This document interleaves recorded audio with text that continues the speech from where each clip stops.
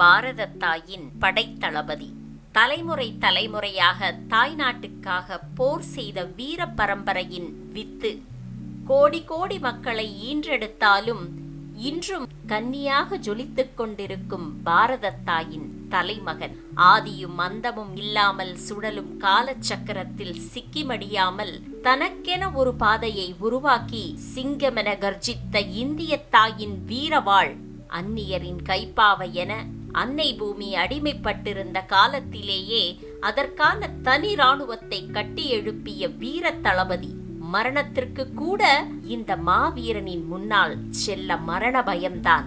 அதனால்தான் இன்று வரை அவரது மரணத்தை மர்மமாகவே விட்டு வைத்திருக்கிறது. ஆம், அன்னை நாட்டிற்காக அரும்பெரும் பணிகளை ஆரவாரம் இல்லாமல் செய்துவிட்டு அரசியல் என்னும் மாய சூழ்ச்சியில் மறைக்கப்பட்ட நேதாஜி சுபாஷ் சந்திரபோஸ் அவர்களை குறித்துதான் இந்த பதிவு.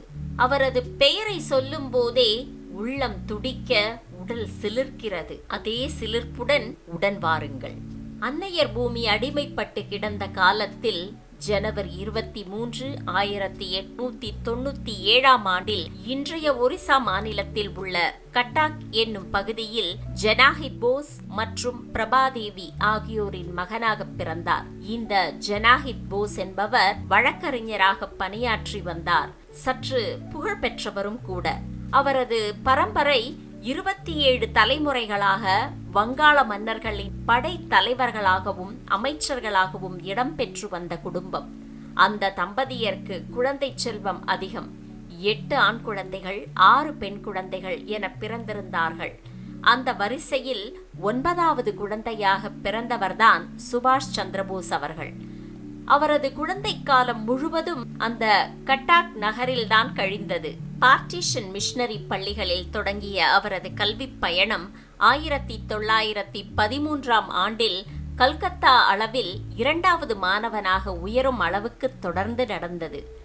அந்த சமயத்திலேயே தன்னுடன் படித்த ஏழை எளிய மாணவர்களை ஒன்றிணைத்து அவர்களுக்கு தனது சொந்த ஆர்வத்தில் பிற பாடங்களை கற்பித்து வந்தவர்தான் சுபாஷ் சந்திரபோஸ். சிறு வயதிலேயே தலைமை பண்பை தன் மணிமுடியாக சூட்டிக்கொண்டார். வாலிப வயதில் ஆன்மீக பாதையில் அவரது ஆர்வம் திரும்பியது. சிறு வயதில் இருந்து அவரது தாயார் கற்பித்த ஆன்மீக கதைகளும் துறவிகளின் வரலாறும் தான் இதற்கு காரணம். வாரணாசியில் உள்ள குரு மடங்களில் கூட சில வருடங்களை கழித்தார். ஆனால் தனக்கேற்ற ஞான குரு கிடைக்காத காரணத்தினால் 1915 ஆண்டில் தன் தந்தையின் விருப்பத்திற்கு ஏற்றவாறு கேம்பிரிட்ஜ் பல்கலைக்கழகத்தில் சேர்ந்தார். அங்கே ஆங்கிலேயர்களுடன் சேர்ந்து கல்வி கற்கும் வாய்ப்பு கிடைத்தது. அங்கே பணியாற்றி வந்த ஒரு புரொஃபசர் ஓட்டன் என்பவர் அடிக்கடி இந்தியர்களை அவமானப்படுத்தி பேசுவார். நிறவெறியும் அவரிடம் அதிகமாக காணப்பட்டது. சந்திரபோஸால் இதனை பொறுத்து கொள்ள இயலவில்லை. பலமுறை சந்திரபோஸ் வாய்மொழியாக அவருக்கு பதில் சொல்லி பார்த்தாலும் கேட்கவில்லை. ஒரு கட்டத்தில் சில மாணவர்களை சேர்த்து கொண்டு கைகளின் மூலம் அவருக்கு பதில் சொல்லிவிட்டார். ஆசிரியருடன் சண்டையிட்டது காரணமாக 2 ஆண்டுகள் அந்த கல்லூரியில் இருந்து நீக்கப்பட்டார். பின்னர் சில நல்ல உள்ளங்களின் உதவியுடன் ஒரு சர்ச் கல்லூரியில் சேர்ந்து 1919 இளங்கலை பட்டப்படிப்பில் முதல் மாணவனாக தேறினார். அப்பொழுது அவரின் கவனம் அரசியலின் மேல் திரும்பியது. ஆனாலும் அவரது தந்தை அதற்கு அனுமதிக்காமல் சந்திரபோஸை லண்டனில் ICS என்னும் அரசாங்க ஊழியர்கள் எழுதக்கூடிய தேர்வுக்கு படிக்க வைத்தார். அந்த தேர்வானது இப்பொழுது இந்தியாவின் உயர்ந்த தேர்வாக கருதப்படும் UPSC சிவில் சர்வீஸ் எக்ஸாமுக்கு இணையானது. அந்த தேர்வில் ஆங்கிலேய மாணவர்களுடன் சேர்ந்து போட்டியிட்ட சந்திரபோஸ் லண்டன் அளவில் 4வது மாணவனாக தேர்ச்சி பெற்றார். ஆனாலும் வெள்ளையர்களுக்கு கீழே பணிபுரிய விருப்பம் இல்லாததால் அங்கேயே வைத்து தனது பணியை ராஜினாமா செய்துவிட்டு இந்தியா திரும்பினார். கல்லூரி காலங்களில் சந்திரபோஸ் இடைநிறுத்தப்பட்ட போது மற்றொரு கல்லூரியில் அவர் சேர உதவி செய்தவர்களில் முக்கியமானவர் சித்தரஞ்சன் தாஸ். அவர் வழக்கறிஞராக வேலை செய்து வந்தார். தனது வேலையை விட்டுவிட்டு ஒத்துழையாமை இயக்கத்தில் தன்னையே இணைத்துக் கொண்டார். இப்பொழுது லண்டனில் தனது பணியை உதறிவிட்டு வந்த சுபாஷ் சந்திரபோஸும் அவருடன் சேர்ந்து கொண்டார். ஏறத்தாழ இதே காலகட்டத்தில், அதாவது 1921 தான் காந்தியடிகள் அவர்களும் ஆப்பிரிக்காவிலிருந்து திரும்பி வந்திருந்தார். அவரும் சுபாஷ் சந்திரபோஸும் மும்பையில் சந்தித்து 1 மணி நேரம் பேசிக்கொண்டார்கள். பல அரசியல் கருத்துக்களும் அதில் விவாதிக்கப்பட்டது. சந்திரபோஸ் CR தாஸுக்கு கீழே பணியாற்ற விரும்பினார். அவரும் சுபாஷ் சந்திரபோஸின் திறமைகளை மதித்து தாம் நிறுவிய தேசிய கல்லூரிக்கு தலைவராக சந்திரபோஸை நியமித்தார். அதாவது 25 வயதே நிரம்பிய வாலிபன் கல்லூரியின் தாளாளரானான். லண்டனில் படித்த காலத்தில் சந்திரபோஸ் அங்கே இருந்த ஏகாதித்ய அடிமை முறைகளையும் அவர்களுக்கிடையே நடந்த விடுதலை போராட்டங்களையும் பற்றி நன்றாக கற்றறிந்து கொண்டிருந்தார். அதில் செய்யப்பட்ட அரசியலும் சூழ்ச்சிகளும் சாதனைகளும் அடைந்த வெற்றிகளும் தோல்விகளும் அவருக்கு அத்துப்படியாக இருந்தது. இவற்றை பற்றியும் தனது தாய்நாட்டின் விடுதலையை பற்றியும் தனக்கு கீழே இருந்த மாணவர்களுடன் உணர்ச்சியுடன் உரையாற்றுவார் போஸ். அவர்கள் மனதிலும் சுதந்திர தாகத்தை ஏற்றி வைக்கத் தொடங்கினார். 1922 இந்திய அரசியலில் முக்கியமான நிகழ்வு நடந்தது. பிரிட்டிஷ் அரசாங்கத்தில் இருந்த வேல்ஸ் இளவரசனை இந்தியாவுக்கு அனுப்பி வைத்தார்கள். இந்தியா மொத்தத்தையும் அவனது கட்டுப்பாட்டில் கொண்டு வருவதற்கும் தேவையான வேலைகள் நடந்தது. இந்தியாவில் பிரிட்டிஷ் அரசாங்கம் விரிவடைவதை அன்றைய காங்கிரசும் காந்தியடிகள் அவர்களும் விரும்பவில்லை. ஆகவே அவனுக்கு எதிராக ஆர்ப்பாட்டங்களும் போராட்டங்களும் நடத்துவதற்கு முடிவு செய்தார்கள். கொல்கத்தாவில் போராட்டத்தை நடத்த வேண்டிய பொறுப்பு சந்திரபோஸ் அவர்களுக்கு கொடுக்கப்பட்டது. இந்த விஷயங்கள் ஆங்கிலேய அரசாங்கத்திற்கு தெரிய வர சந்திரபோஸ் அவர்களையும் அவருடைய மாணவர் அமைப்பையும் சட்டத்திற்கு எதிரானது என கூறி முன்னரே கைது செய்து 6 மாதங்கள் சிறையில் அடைத்தார்கள். தலைவன் இல்லாமல் போனாலும் அங்கே ஆர்ப்பாட்டங்கள் தொடர்ந்து நடந்தது. அதே காலகட்டத்தில் நேரு முதலியோரும் கைது செய்யப்பட்டனர்.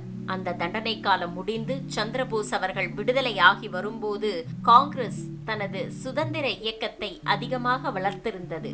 சந்திரபோஸும் அவர்களுடன் சேர்ந்து பணியாற்றத் தொடங்கினார். இந்த காலகட்டத்தில் தான் காங்கிரசுக்குள் சில அரசியல் நகர்வுகளும் உரசல்களும் ஏற்பட ஆரம்பித்தது. CR தாஸ் மற்றும் மோதிலால் நேரு அவர்கள் இந்தியாவில் நடக்கக்கூடிய தேர்தல்களில் ஆங்கிலேயருக்கு எதிராக இந்தியர்களை பங்கேற்க வைத்து வெற்றி பெற வைத்தால் ஆங்கிலேய ஆட்சியில் பங்கு கிடைக்கும், அதனை பயன்படுத்தி தங்களது ஒரே நோக்கமான சுயராஜ்யத்தை எளிதாக அடைந்து விடலாம் என கருத்து தெரிவித்தனர். ஆனால் இந்த கருத்துக்கு காந்தியின் தரப்பினர் எதிராக நின்றனர். அவர்கள் பிரிட்டிஷ் அரசாங்கத்திற்கு உட்பட்டு அவர்கள் நடத்தும் தேர்தலில் பங்கேற்க விரும்பவில்லை. இது போன்ற காரணங்களால் பிரச்சனை ஆரம்பிக்க காந்தியடிகள் அவர்கள் சுயாட்சி எனப்படும் பத்திரிகையை ஆரம்பித்தார். அவருக்கு எதிராக CR தாஸும் சுயராஜ்யா எனப்படும் பத்திரிகையை ஆரம்பித்து அதன் தலைமை பொறுப்பை சுபாஷ் சந்திரபோஸ் அவர்களிடம் கொடுத்தார். காந்திக்கும் சுபாஷ் சந்திரபோஸ் அவர்களுக்கும் இடையே கருத்து வேறுபாடுகள் அதிகரித்துக் கொண்டே சென்றது. இதற்கிடையில் 1939 காங்கிரசின் தலைவருக்கான தேர்தல் வந்தது. அதில் காந்தி தனது ஆதரவில் ராஜேந்திர பிரசாத் மற்றும் ஜவஹர்லால் நேரு ஆகியோரை நிற்க வைக்க விரும்பினார். ஆனால் அவர்கள் இருவரும் சந்திரபோஸின் செல்வாக்கை கண்டு விலகினர். ஆகவே காந்தி பட்டாபி சீதாராமையாவை நிற்க வைத்தார். அவருக்கு எதிராக சந்திரபோஸ் களம் காண பெருவாரியான வாக்குகள் வித்தியாசத்தில் சந்திரபோஸ் அவர்கள் வெற்றி பெற்றார்.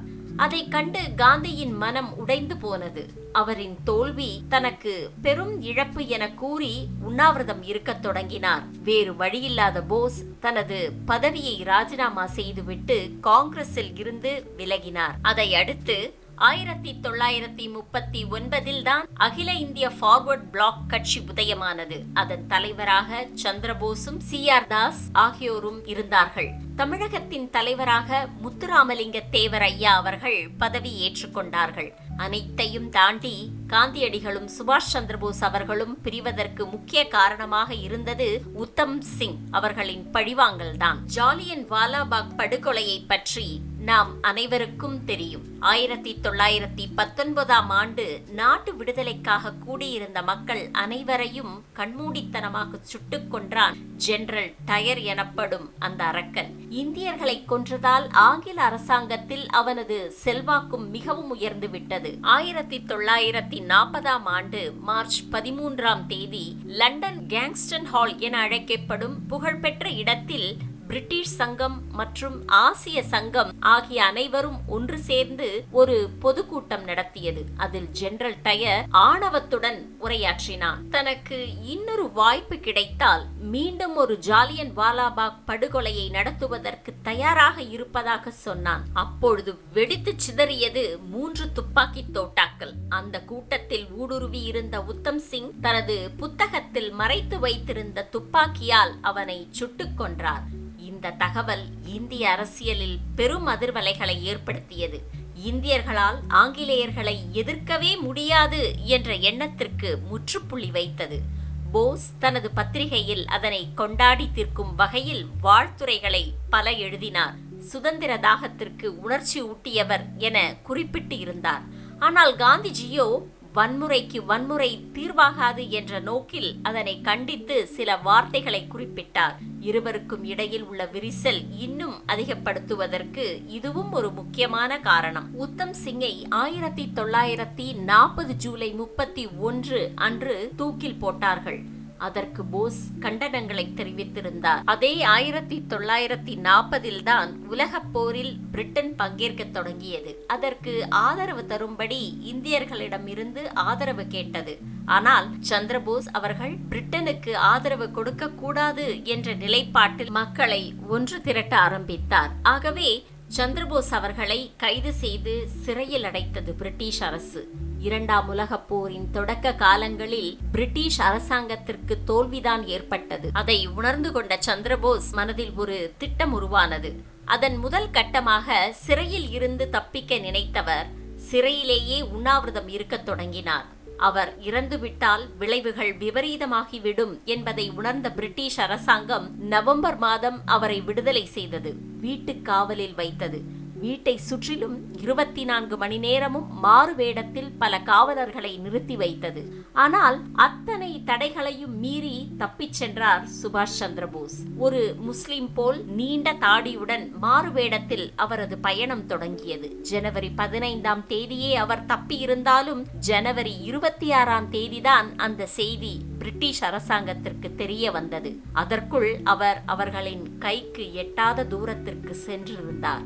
இன்றைய பாகிஸ்தான் வழியாக தப்பி ஆப்கானிஸ்தான் சென்றார். அங்கிருந்து இத்தாலிக்கு செல்வதுதான் அவரது திட்டம். உலக போரில் பிரிட்டனுக்கு எதிரான நாடுகளை ஒன்றிணைப்பது அவரின் கனவாக இருந்தது.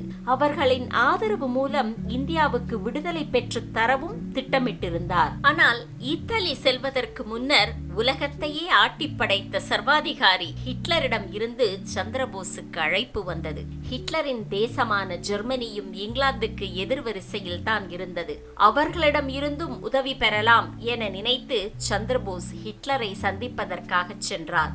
இந்தியர்கள் காட்டு மிராண்டிகள், பாம்புகளை பிடிப்பதுதான் அவர்களின் தொழில் என உலகம் எண்ணிக்கொண்டிருந்த சமயத்தில் உலகத்தையே ஆட்டி படைத்த சர்வாதிகாரியுடன் நேருக்கு நேரான சந்திப்பு நிகழ்த்தினார் சந்திரபோஸ். அவரின் திறமைக்கும் திட்டமிடுதலுக்கும் இதுவே ஒரு உதாரணம். இந்தியர்கள் பற்றிய உலக நாடுகளின் பார்வையை மொத்தமாக மாற்றி போட்டது இந்த சந்திப்புதான். இந்தியர்களுக்கு உதவுவதாக ஹிட்லரும் வாக்கு கொடுத்தார். ஆனால் இத்தாலி மற்றும் ஜெர்மனியிடம் இருந்து உதவி வருவது தாமதமானது. ஆகவே நீர்மூழ்கி கப்பலின் மூலம் ஜப்பானுக்கு பயணம் செய்தார் சுபாஷ் சந்திரபோஸ். அங்கே ஜப்பானின் அரசாங்கம் அவருக்கு போதுமான ஆதரவை கொடுத்தது. ஜப்பானின் ராணுவ தலைவராக இருந்த ஜெனரல் டோஜோ அவருக்கு தேவையான அனைத்து உதவிகளையும் வழங்கினார். பிரிட்டனுக்காக உலக போரில் பங்கேற்று ஜப்பான் சிறையில் அடைபட்டிருந்த இந்தியர்களையும் விடுதலை செய்தது. அவர்களையே படையாக கொண்டு தனியாக ஒரு படையை உருவாக்கத் தொடங்கினார் நேதாஜி சுபாஷ் சந்திரபோஸ். தமிழகத்திலிருந்து முத்துராமலிங்க தேவர் ஐயா அவர்களின் வழிகாட்டுதலில் ஏறத்தாழ 600 பேருக்கும் மேல் சந்திரபோஸின் படைக்கு அனுப்பி வைக்கப்பட்டார்கள். பிரிட்டிஷ் அரசாங்கத்திற்கு எதிராக ஜப்பானில் ஒரு சிறிய இந்திய ராணுவ அமைப்பு ஏற்கனவே இருந்தது. அதை நிறுவியவர் ராஷ்பிஹாரி போஸ். துவண்டு போய் அழியும் நிலையில் இருந்த அந்த தேசிய ராணுவத்தை மீண்டும் சந்திரபோஸ் செயல் வடிவில் கொண்டு வந்தார். அதை தலைவராக பொறுப்பேற்றுக் கொண்டார். காந்தியின் அகிம்சை போராட்டங்கள் நாடு முழுவதும் பிரபலமடைந்திருந்ததால் சுபாஷின் படைக்கு போதுமான ஆதரவு கிடைக்கவில்லை. ஆனாலும் தனது முயற்சியை கைவிடாத நேதாஜி சுபாஷ் சந்திரபோஸ் சிங்கப்பூரில் வைத்து 1943 அக்டோபர் 21 இந்தியாவை சுதந்திர நாடாக அறிவித்தார். டிசம்பர் 29ஆம் தேதி தேசிய கொடியையும் சுதந்திரமாக பறக்கவிட்டார். ஜனகணமன என்ற பாடலை நாட்டுப்பாடலாகவும் அறிவித்தார். அங்கே இருந்து இந்தியாவை தாக்குவதற்காக அவரின் படையினர் முன்னேறி வந்தனர். ஆனாலும் பிரிட்டிஷ் ராணுவத்திற்கு முன்னர் ஈடுகொடுக்க இயலாமல் பின்வாங்கும் சூழ்நிலை ஏற்பட்டது. காலநிலையும் அவருக்கு ஒத்துழைக்கவில்லை.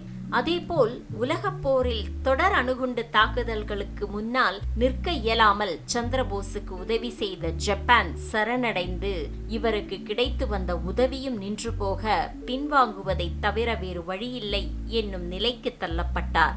தனது படையினருடன் பின்வாங்கிய போஸ் நாட்டை விட்டு வெளியேறும் நிலைக்கு சென்றார். அப்பொழுது அவர் தப்பிச் சென்ற விமானம் தைவானில் 1945 ஆகஸ்ட் 18ஆம் நாள் விபத்துக்கு உள்ளானதாகவும் அதிலேயே அவர் இறந்து விட்டதாகவும் அந்த நாட்டு செய்தி நிறுவனங்கள் கூறியது. ஆனால் அந்த நாட்டின் அரசாங்கமோ அப்படி ஒரு விஷயமே நடக்கவில்லை என்று உறுதிபட கூறியது. அவரது மரணத்திலும் பல மர்மங்கள் இன்றும் நீடித்துக் கொண்டு தான் இருக்கிறது. எது எப்படி இருந்தாலும் அந்த மாவீரனின் வரலாறு இந்தியர்களுக்குள் துருபிடித்து போயிருந்த வீரத்தை வெளிக்கொண்டு வர ஒரு நெருப்பு பொறியாக அமைந்தது. அகிம்சை வழி போராட்டங்கள் தடையாக இல்லாமல் அவரது இராணுவ போக்குக்கு முழு ஆதரவு கிடைத்திருந்தால் நாம் சுதந்திரத்தை வேறு வகையில் பல வருடங்களுக்கு முன்னரே பெற்றிருக்கலாம்.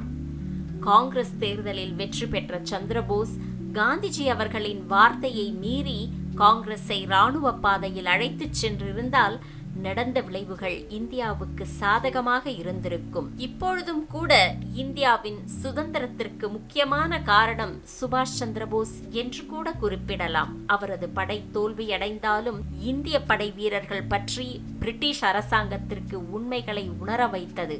அதன் பிறகு தங்களது படையில் இருந்த இந்தியர்களை அவர்களால் முழுமையாக நம்ப இயலவில்லை. மேலும் 2ஆம் உலகப் போரில் வெற்றி அடைந்திருந்தாலும் அவர்களின் பெரும் படை பலம் இழந்து அழிவு நிலையில் இருந்தது. பிரிட்டன் அரசாங்கத்தை நடத்த வேண்டுமென்றால் இந்தியாவில் பணிபுரிந்து கொண்டிருக்கும் பிரிட்டிஷ் வீரர்களை அங்கு அழைத்துச் செல்ல வேண்டும் என்ற நிலைக்கு அவர்கள் தள்ளப்பட்டார்கள். பெரும்பாலான பிரிட்டிஷ் வீரர்கள் வெளியேறிய பிறகு பிரிட்டன் படையில் இந்தியர்களின் எண்ணிக்கை தான் அதிகமாக இருந்தது என்பதும் அவர்களுக்கு தெரியும். அந்த சூழ்நிலையில் இந்தியாவை விட்டால் சுபாஷ் சந்திரபோஸின் வழியில் தங்களுக்கு தேவையான சுதந்திரத்தை தாங்களே எடுத்துக் கொள்வார்கள் என்று உணர்ந்திருந்தார்கள். அதேபோல் சுபாஷ் சந்திரபோஸ் அவர்களின் மரணமும் உறுதி செய்யப்படாத நிலையில் அவர் திரும்பி வந்து இந்திய படையை ஒன்றிணைத்து இந்தியாவை சுதந்திர தேசமாக்கி விடுவார் என்பதும் அவர்களுக்கு தெரியும்.